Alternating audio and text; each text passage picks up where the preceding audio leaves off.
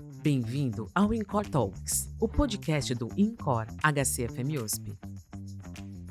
Olá, eu e a doutora Mariana estamos aqui hoje para falar de um assunto muito interessante relacionado às doenças valvares, que é quando e quanto liberar de atividade física para os pacientes que são portadores de valvopatias. Meu nome é Lucas, eu sou médico da unidade clínica de valvopatias aqui do Instituto do Coração e vou pedir para a Mari também se apresentar.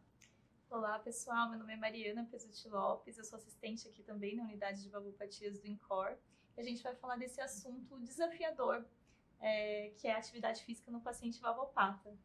Eu acho que é muito desafiador falar sobre isso pela limitação que a gente tem de evidências dentro desse assunto, né, Mariana? Porque a gente tem recomendações a respeito disso, tem diretrizes falando a respeito, mas com um nível de evidência muito limitado, né? Muitas das recomendações que tem sobre esse assunto são recomendações baseadas em opinião de especialistas mesmo, né? Então, acho que lidar no dia a dia com esse assunto traz esse desafio por conta de que os pacientes são muito específicos e variam muito de uns para os outros, a valvopatia pode mudar e isso faz com que a gente, de fato, precise ter aí uma arte médica muito... assim, a gente precisa trabalhar muito com a arte de fazer medicina para poder ter esse tipo de orientação nos nossos pacientes com doença valvar. A gente carece de evidências científicas, né, nesse tópico, sem dúvidas. Muito bem. Bom, queria começar falando a respeito de uma questão, né, que é o seguinte. A gente, quando tem pacientes com alteração relacionada às estenoses, estenose aórtica, estenose mitral, a gente sempre ouve dizer, né, não, paciente com estenose tem muita limitação e essa estenose vai fazer com que o risco de praticar atividade física seja muito grande. Quanto é essa limitação? Paciente que tem estenose mitral discreta, tem uma área de 2,5, esse paciente já tem que ser limitada a possibilidade de ele fazer algum exercício físico, porque, afinal, no dia a dia do nosso consultório, né, somos cardiologistas, faz parte da orientação sobre estilo de vida e sobre uma vida saudável a gente orientar os pacientes a fazer atividade física. De repente, a gente se depara com uma situação em que essa orientação precisa ser invertida, de certa forma. Como é que a gente faz com esses pacientes, com essas estenoses? Então, Lucas, as doenças valvares estenóticas são as nossas grandes preocupações, né, no paciente valvopata. A estenose mitral, que você perguntou muito, muito bem, é uma valvopatia que a gente se preocupa muito com a prática de atividade física, porque durante o exercício a gente aumenta muito o batimento cardíaco, a gente aumenta o débito cardíaco e, consequentemente, o gradiente transvalvar mitral, né? A gente tem, com o aumento da frequência cardíaca, a gente tem menos tempo para conseguir esvaziar o átrio esquerdo.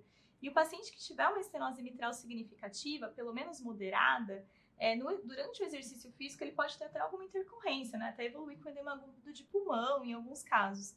Então, assim, não é qualquer estenose mitral que a gente vai contraindicar a atividade física, não.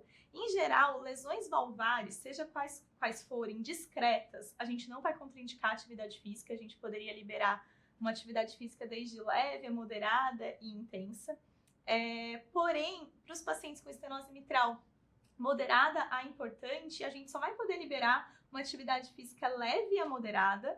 E naqueles pacientes que tiverem uma estenose mitral bem crítica, com áreas valvares menor do que 1 centímetro quadrado, às vezes a gente vai contraindicar atividades moderadas e somente liberar atividade leve recreativa, assim, não competitiva. A gente tem uma grande preocupação com as doenças valvares estenóticas, né? Inclusive a estenose aórtica, né? A estenose aórtica, a gente sempre fala quando está discutindo com os residentes no ambulatório, sobre são vários riscos reunidos ali, né? Porque a gente tem já um ventrículo com hipertrofia concêntrica que pode já ser importante no paciente com estenose aórtica importante e durante um esforço maior, com aumento de frequência cardíaca, que vai ser a única forma que esse paciente vai ter de aumentar o débito cardíaco, né? Diante da estenose fixa, ali da estenose aórtica fixa, na via de saída do ventrículo esquerdo, a forma que o paciente vai ter de aumentar o débito é com o aumento de frequência cardíaca. E Nesse paciente já hipertrófico, isso vai poder fazer com que o aumento da demanda de oxigênio desse miocárdio gere ali um desbalanço de oferta e demanda, e isso pode causar dor torácica, pode causar isquemia propriamente dita, né? Eventualmente pode causar alguma alteração arrítmica nesse paciente, fora o fato de que, mesmo com o aumento da frequência cardíaca, às vezes o aumento do débito não ser suficiente, e ele ter, por exemplo, uma hipoperfusão cerebral e síncope.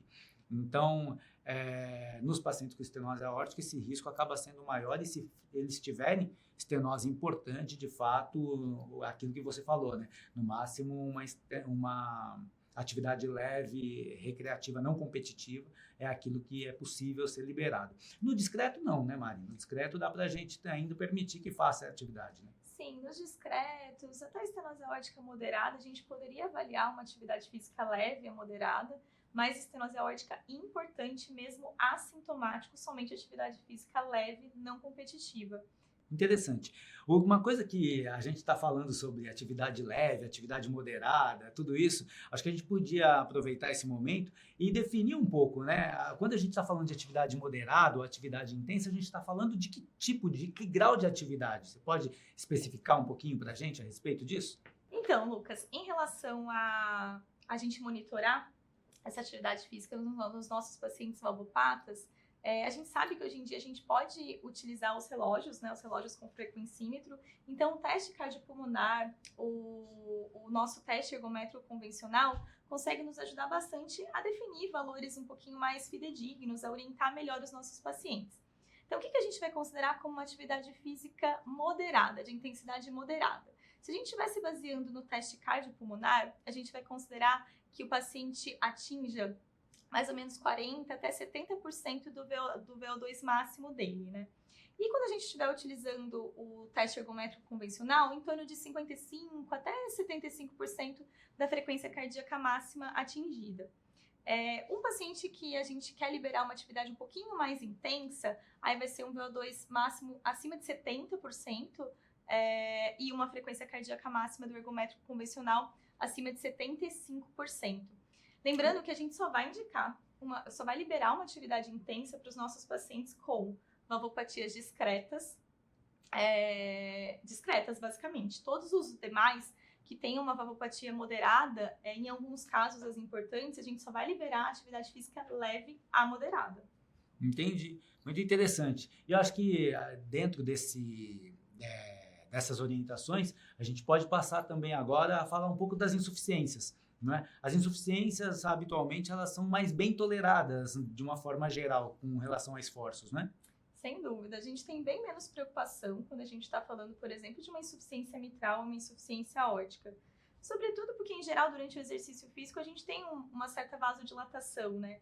E as lesões regurgitativas, com a vasodilatação, a gente consegue tolerar um pouquinho melhor do que as lesões estenóticas.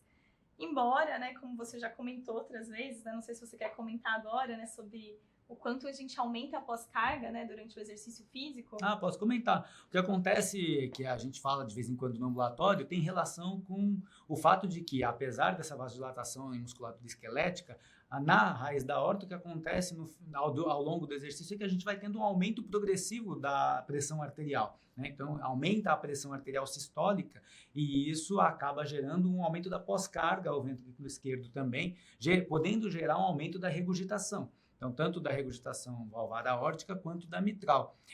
Então, nos pacientes que têm valvopatia importante, isso pode levar a aumento da congestão pulmonar e também piora aí do sintoma da valvopatia.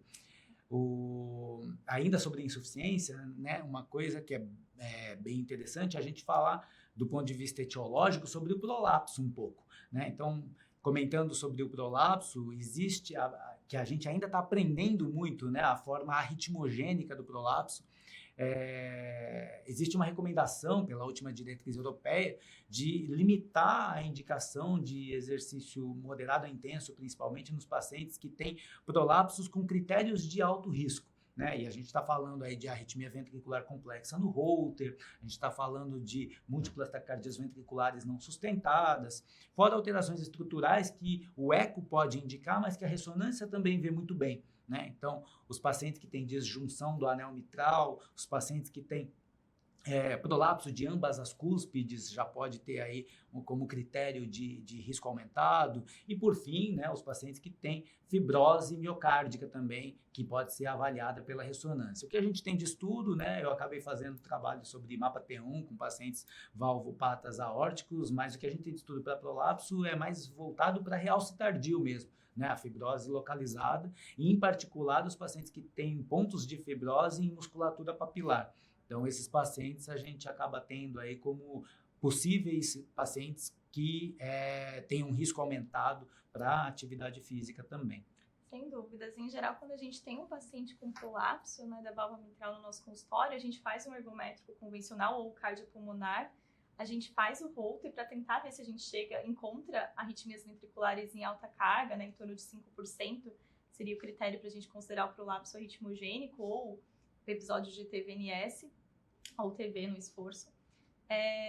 E assim, vale super a pena fazer ressonância, como você comentou, né? Na ressonância a gente vai ver a quantidade, a porcentagem de fibrose, que vai aumentar o risco desse paciente, e a gente vai conseguir avaliar a disjunção do anel mitral, que às vezes muitos residentes perguntam pra gente, né, o que é, né? Às vezes é algo que fica um pouco obscuro na mente deles, mas seria as cúspides da mitral implantadas de uma forma mais atrializada. Ao invés de elas estarem implantadas na face ventricular, em inglês muitas vezes a tradução que eles utilizam é como se fosse um descolamento das cúspides da mitral em relação à face do ventrículo esquerdo. Então gera uma região de uma espécie de um vazio que pode predispor formação de fibrose, mecanismo de reentrada para arritmias ventriculares. Então aquele paciente seu do consultório que é jovem, que tem prolapso de ambas as cúspides, e que você fez um Holter ergométrico com arritmia ventricular, que a ressonância tem critérios de gravidade, que tem disjunção do anel mitral, está contraindicado a atividade física mais do que leve para ele, né, pelos nossos últimos consensos. Caminhando agora já para o final da nossa conversa, né, é interessante lembrar que tudo que a gente está falando sobre a classificação das valvopatias e sobre a possibilidade de atividade física não envolve os pacientes que já têm complicadores, que já são sintomáticos e que já têm, portanto, indicação de intervenção valvar, né? Os pacientes que têm indicação de intervenção valvar, eles precisam fazer essa intervenção, ser submetidos a essa intervenção para depois, então, voltar aos poucos à atividade física, até serem liberados para a atividade física no geral. Sem dúvida, a estenose mitral importante sintomática, a estenose aórtica importante sintomática ou qualquer regurgitativa que já tem indicação de intervenção, que já tenha sintomas ou complicadores, a gente vai contraindicar a atividade física, a gente vai intervir antes, né, sem dúvida alguma. Muito legal. Bom, pessoal, espero que tenha sido proveitoso para vocês ouvir o nosso papo aqui a respeito das indicações e contraindicações, então, do exercício físico em pacientes com doença valvar, e até o próximo InCore Talks. Você ouviu o podcast InCore Talks, o podcast do InCore HCFM USP.